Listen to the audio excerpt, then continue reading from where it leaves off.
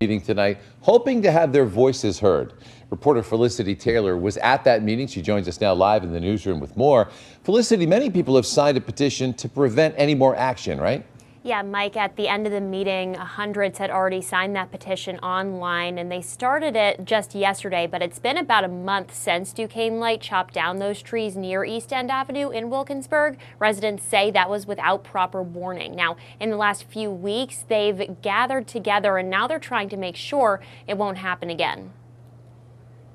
On West Street, all of these huge, probably 100-year-old trees, there's like 5 of them scheduled to come down. The street wouldn't look the same, the neighborhood won't feel the same. A packed meeting full of Wilkinsburg, Swissvale, Edgewood, and city residents worried about the trees in their neighborhoods. They're taking action to stop more from coming down. The canopy of trees in our neighborhood was like the initial draw to the neighborhood. The meeting and movement came about after Duquesne Light cut down trees instead of promised pruning last month.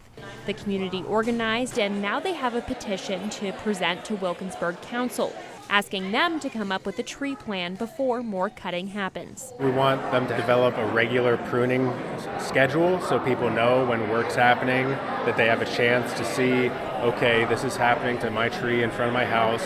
If they see that the tree might come down, they should have a chance to appeal that, bring in a second opinion. Community members holding that meeting with Upstream Pittsburgh and Tree Pittsburgh. An arborist explained why tree pruning needs to happen to avoid potential dangers with power lines. Attendees tell Pittsburgh's Action News 4 it was helpful, but that the biggest issue they had last month was the lack of communication. Some of the lines run directly through a tree canopy, and sometimes you have to prune so aggressively that the tree does have to come down. But what people are asking is to be treated with dignity and respect, and Duquesne Light told me that these homeowners approved the destruction of their trees, and I don't think that's what you heard here tonight.